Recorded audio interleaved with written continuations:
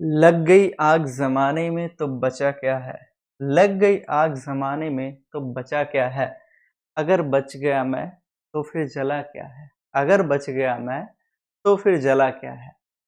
मेहनत से ही यहाँ सब कुछ मिलता है बच्चों, इन हाथों की लकीरों में लख रखा क्या है। चलिए, हेलो, गुड इवनिंग, नमस्कार, कैसे आप सब। होप आप सब बहुत ही बढ़िया होंगे और आप लोग की पढ़ाई भी बहुत ही बढ़िया चल रही होगी। ठीक है, तो जैसा कि आप सबको पता है कि क्लास 12th का क्रैश कोर्स स्टार्ट हो चुका है, जिसमें हम लोगों ने पढ़ लिया है अपना एक चैप्टर। रिप्रोडक्शन यूनिट का हमने एक चैप्टर पढ़ लिया है जिसका नाम था रिप्रोडक्शन इन ऑर्गेनिज्म। ठीक है, उसको हमने क्लियर कर लिया है। अब हम अपने नेक्स्ट चैप्टर पे आए हुए हैं। वैसे नेक्स्ट चैप्टर है sexual reproduction in flowering plants, बस उसको इसके बाद पढ़ाएंगे। ठीक है, तो स्टार्ट किए हैं ह्यूमन रिप्रोडक्शन। ठीक है, जिसमें हम जानेंगे कि ह्यूमंस के अंदर रिप्रोडक्शन कैसे होता है, क्या होता है, सारा डिटेल हम यहाँ पे जानेंगे। ठीक है, तो देखिए हमारा जो ये वाला चैप्टर है, जिस चैप्टर का नाम है ह्यूमन रिप्रोडक्शन। ठीक है, ह्यूमन मीन्स हम लोग। ठीक है, मानव, इंसान।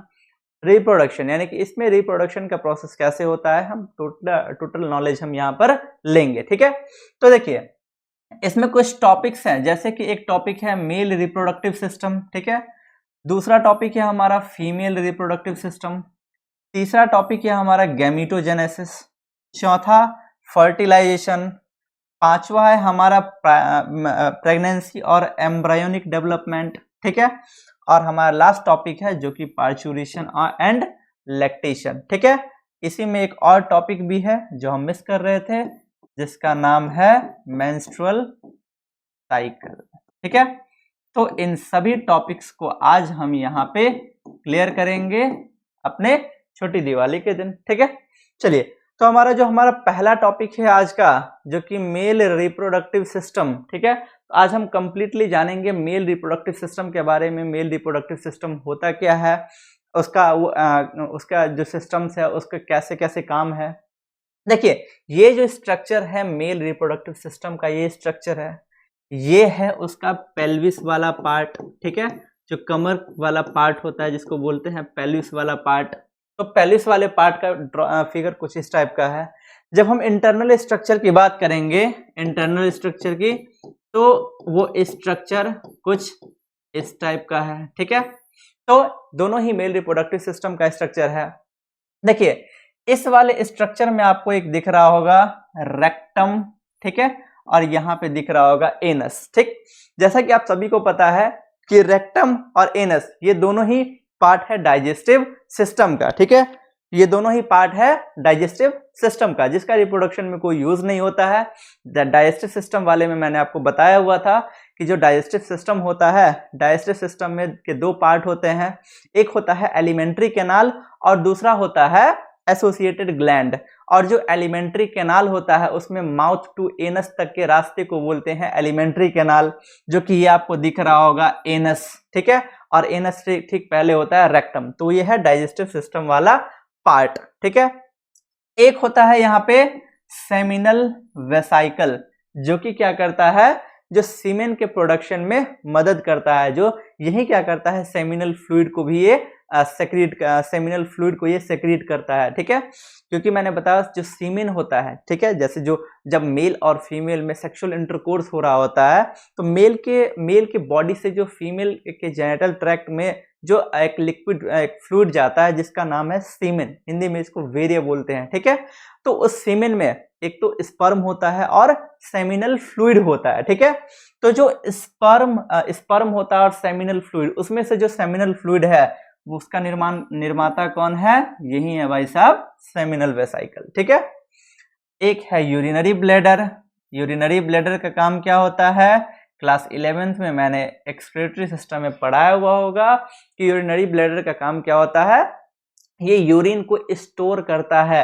यूरिन पेशाब को ये स्टोर करता है। ठीक है, वॉस डिफरेंस और ये सब पार्ट है जहां से स्पर्म का ट्रांसफर होता है। कैसे, सारी चीज आगे बताएंगे। यूरिथ्रा, ये है पेनिस जो मेल कॉपुलेटरी ऑर्गन है। ठीक है, एपिडिडाइमिस टेस्टिस जिसमें स्पर्म का फॉर्मेशन होता है। स्क्रोटम, ठीक है, जो मेल रिप्रोडक्टिव सिस्टम में पाउच के से जो लटका हुआ होता है जिसको बोलते हैं स्क्रॉटम। ठीक है, जब हम इंटरनल स्ट्रक्चर की बात करेंगे सेम यहाँ पे भी urinary bladder, seminal vesicle, prostate, bulbourethral gland, urethra, testis, foreskin, glans penis, testicular lobules, rete testis, vas efferens, epididymis, vas deferens, ureter, सभी के बारे में हम एक एक करके डिटेल में अभी जानने वाले हैं। ठीक है, चलिए तो हम स्टार्ट करते हैं अपने सबसे पहले। देखिए यहाँ पे जब हम इस स्ट्रक्चर की बात करेंगे तो इस स्ट्रक्चर में सबसे पहले हम स्टार्ट करेंगे टेस्टिस से, क्योंकि टेस्टिस के अंदर में ही स्पर्म का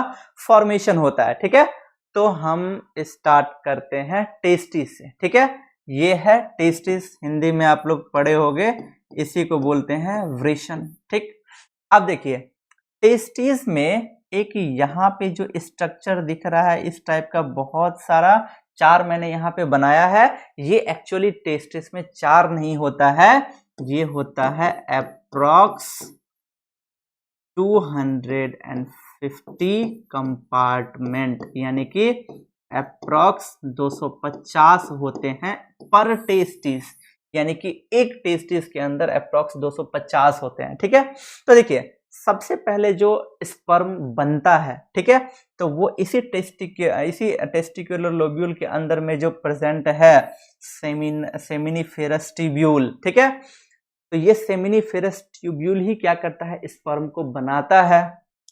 अब स्पर्म को बनाया किसने, इस वाले सेमिनिफेरस ट्यूब्यूल ने।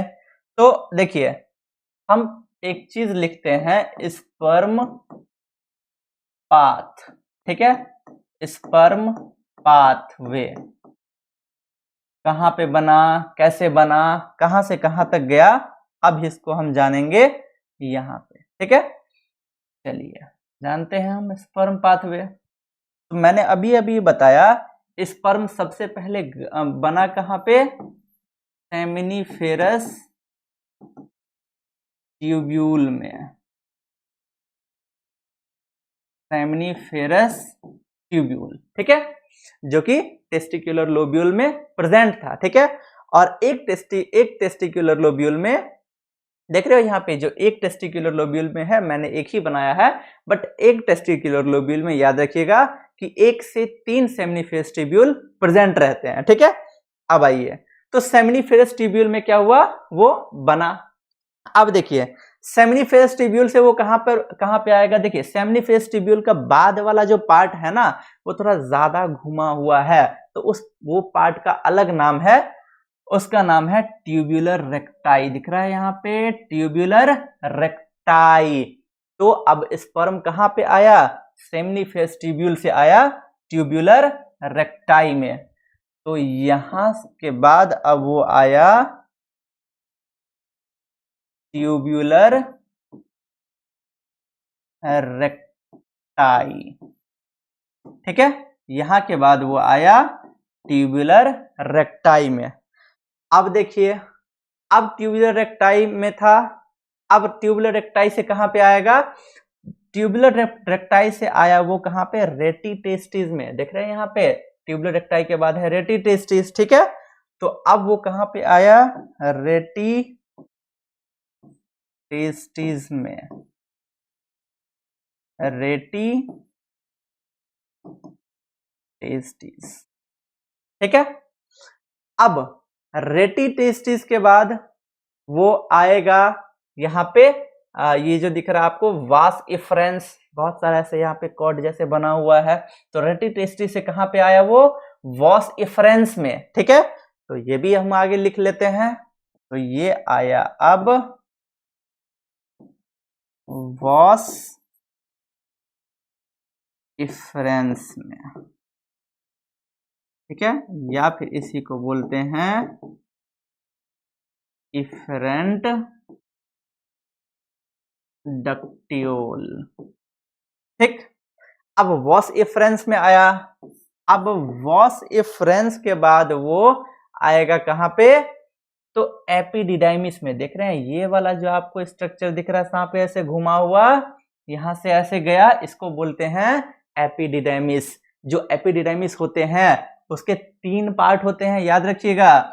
एक हेड वाला पार्ट, एक मिडिल वाला पार्ट ये वाला, और एक टेल वाला पार्ट। ठीक है, जो हेड वाला पार्ट है, इस हेड वाले पार्ट का नाम होता है केपुट एपिडिडाइमिस। कौन सा?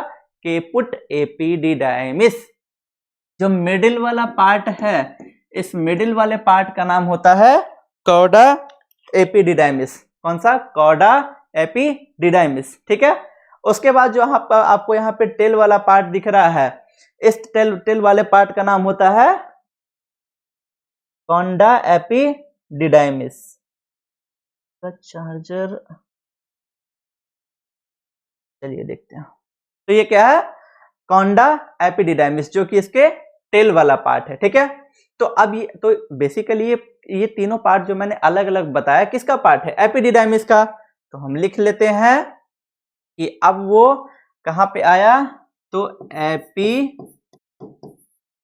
एपिडिडाइमिस में आया। ठीक, अब कहां जाएगा वो? एपिडिडाइमिस में तो आ गया। अब देखिए एपिडिडाइमिस से अब वो आएगा वॉस डिफरेंस में। ठीक है, दिख रहा है यहाँ पे वॉस डिफरेंस में। तो यहाँ से जाएगा वो वॉस डिफरेंस में। ठीक है, और वॉस डिफरेंस के बाद आता है इजैकुलेटरी डक्ट। इजैकुलेटरी डक्ट, ठीक है, जो कि आपको इस वाले स्ट्रक्चर में दिख रहा होगा। यहाँ पे जो यूरेथ्रा है, यूरेथ्रा से पहले होता है इजैकुलेटरी डक्ट। ठीक है, तो वो उसके बाद आएगा इजैकुलेटरी डक्ट में, और इजैकुलेटरी डक्ट से वो फिर जाएगा कहाँ पे? तो वो आएगा यूरेथ्रा में, जिसका फिगर अभी अभी आपको दिखाया हूं। और यूरेथ्रा के बाद वो एक्सटर्नल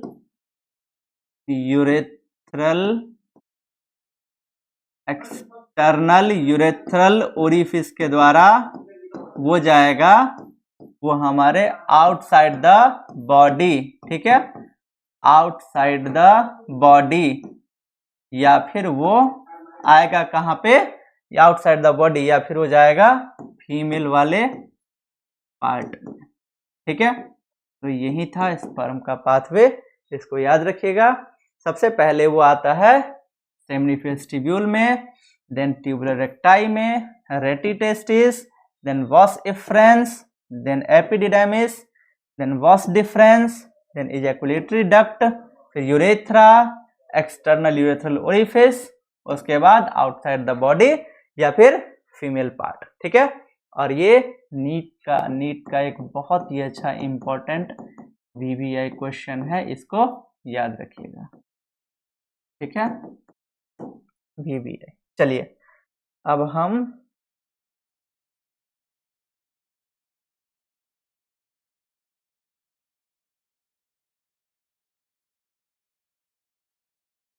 आगे बढ़ते हैं। ये था हमारा स्पर्म पाथवे।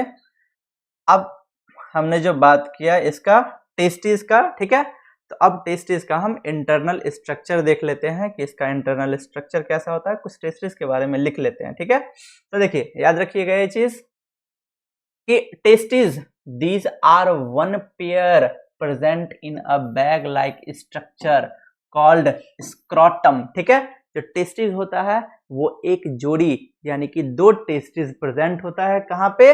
स्क्रोटम में। जो बैग के जैसे स्ट्रक्चर, पाउच के जैसे जो स्ट्रक्चर होता है ना, घुंघरू, वो उसको बोलते हैं scrotum.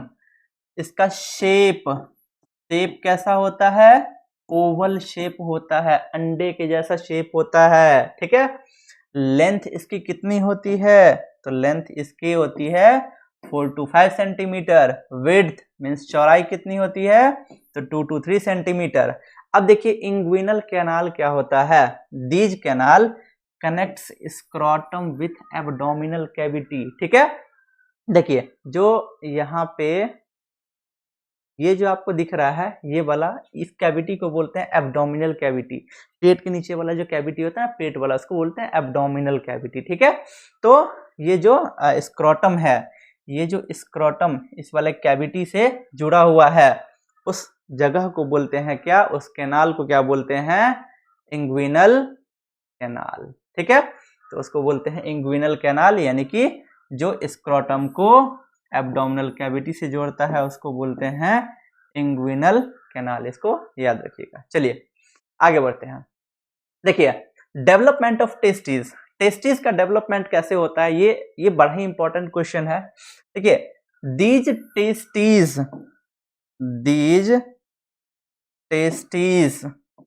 Testis are developed in abdominal cavity. ठीक है, जो टेस्टिस है ना, जो स्क्रोटम में पाया जाता है, वो बनता कहाँ पे है, तो वो बनता है एब्डोमिनल कैविटी में। जो पेट वाला कैविटी होता है ना, उस कैविटी में बनता है, एब्डोमिनल कैविटी में बनता है। इन एम्ब्रियोनिक स्टेज, कब, जब वो पेट में होता है, यानी कि जब वो इस दुनिया में नहीं आया हुआ होता है। ठीक है, अब देखिए after 6 to 7 months of embryonic stage, यानी कि जब बच्चा पेट में ही होता है और 6 से 7 महीने का हो जाता है, इट डिसेंड्स इनटू स्क्रोटम। तो वो जो टेस्टिस होता है ना, वो स्क्रोटम में आ जाता है। क्यों आता है, because in scrotum dartos cells are present, क्योंकि स्क्रोटम में क्या होता है, एक डार्टोज सेल नाम का एक सेल प्रेजेंट होता है, जो कि क्या करता है, जो स्क्रोटम का जो टेम्परेचर है, देखिए टेस्टिस का काम क्या होता है, स्पर्म का फॉर्मेशन। ठीक है, और जो स्पर्म का फॉर्मेशन हमारा नॉर्मल जो बॉडी टेम्परेचर होता है ना, अप्रोक्स नॉर्मल 37 डिग्री सेल्सियस। ठीक है, तो हमारे नॉर्मल बॉडी टेम्परेचर पे स्पर्म का फॉर्मेशन नहीं हो पाता है। स्पर्म के फॉर्मेशन के लिए हमारे नॉर्मल बॉडी के टेम्परेचर से 2 to 3 डिग्री सेल्सियस टेम्परेचर कम होना चाहिए। ठीक है, तो ये जो डार्टोज सेल होता है ना, जो कि स्क्रोटम में प्रेजेंट होता है, वो डार्टोज सेल का काम क्या होता है कि वो उस स्क्रोटम के अंदर के टेम्परेचर को हमारे नॉर्मल बॉडी के टेम्परेचर से 2 से 3 डिग्री सेल्सियस कम किए हुए रखता है। ठीक है, जिससे जो कि स्पर्म के प्रोडक्शन के लिए एक अच्छा टेम्परेचर होता है। ठीक है, इसीलिए जब बच्चा 6 से 7 महीने का हो जाता है तो उसका जो टेस्टिस है वो स्क्रोटम में आ जाता है, क्योंकि स्क्रोटम के अंदर एक डार्टोस नाम का सेल प्रेजेंट होता है, जो कि स्क्रोटम के टेम्परेचर को 2 से 3 डिग्री सेल्सियस कम कर देता है, जो कि एक फेवरेबल टेम्परेचर है स्पर्म के प्रोडक्शन के लिए। ठीक है, चलिए अब देखिए, बट समटाइम्स, कभी कभार क्या होता है कि किसी केसेस में क्या होता है कि जो टेस्टिस जो है वो जो स्क्रोटम में आता, वो स्क्रोटम में नहीं आ पाता है और एब्डोमिनल कैविटी में ही रह जाता है। तो जब वो स्क्रोटम में नहीं आ पाता है तो उस कंडीशन को बोलते हैं क्रिप्टोकाइनेटम। अब ध्यान दीजिए कि जब वो टेस्टिस स्क्रोटम में आ ही नहीं पाया, उसको नॉर्मल टेम्परेचर मिलेगा ही नहीं। जब उसको नॉर्मल टेम्परेचर नहीं मिलेगा तो क्या वो स्पर्म का प्रोडक्शन कर पाएगा? Definitely no. तो जब वो स्पर्म का प्रोडक्शन ही नहीं कर पाएगा तो फिर वो क्या हो जाएगा, वो फादर बनने में अनेबल होगा, यानी कि उसमें इनफर्टिलिटी हो जाएगी और वो बच्चे पैदा नहीं कर पाएगा। ठीक है, तो इसको याद रखिएगा, इनफर्टिलिटी का एक रीजन ये भी होता है। ठीक है, चलिए आगे बढ़ते हैं अब हम नेक्स्ट पे। देखिए याद रखिएगा, इन सम एनिमल्स, किसी एनिमल्स में क्या होता है, किसी एनिमल्स में क्या होता है, in some animals testis remain in abdominal cavity. जो टेस्टिस है वो हमेशा कैविटी में ही रहता, एब्डोमिनल कैविटी में ही रहता है throughout its whole life. उसकी पूरी जिंदगी में वो कभी भी स्क्रोटम में नहीं आता है, वो एब्डोमिनल कैविटी में ही रह जाता है। उस टाइप के टेस्टिस को बोलते हैं, देखो this type of testis is known as intra abdominal testis. Intra मतलब अंदर में, किसके अंदर में, तो एब्डोमिनल कैविटी के अंदर में, क्या, तो टेस्टिस। तो ऐसा टेस्टिस जो एब्डोमिनल कैविटी के अंदर में ही रहता है हमेशा, उसको बोलते हैं इंट्रा एब्डोमिनल कैविटीज, जिनका एग्जाम्पल है व्हेल मछली हो गई, डॉल्फिन फिश हो गई, एलिफेंट हो गया, हाथी, ईटीसी। इन सब में क्या होता है, जो टेस्टिस इंट्रा एब्डोमिनल होता है, कभी भी स्क्रोटम में नहीं आता है। ठीक है, चलिए आगे बढ़ते हैं। देखिए effect of temperature on testis. ठीक है, effect of temperature on testis, यानी कि टेस्टिस पे टेम्परेचर का भी कोई इफेक्ट पड़ता है क्या? तो यस डेफिनेटली, इससे पहले भी आप देख लिए हो और यहाँ पे भी दूसरा एक डिफरेंस जान लोगे। देखिए होता क्या है, जब if external temperature is high, जब बाहर का वातावरण, बाहर का टेम्परेचर हाई होता है, यानी कि गर्मी जब ज्यादा होगी, तब टेस्टिस डिसेंड्स डाउनवर्ड, तब टेस्टिस क्या होगा, नीचे की ओर होगा। But if external temperature is low, यानी कि यदि बाहर का टेम्परेचर यदि लो हुआ, कम हुआ, तो उस केस में क्या होगा, जो टेस्टिस होगा वो थोड़ा ऊपर की ओर होंगे, अपवर्ड की ओर होंगे। ठीक है, याद रखिएगा, this is the effect of temperature on testis. फिर से बता देता हूं, जब एक्सटर्नल टेम्परेचर हाई होगा तब टेस्टिस डाउनवर्ड होंगे,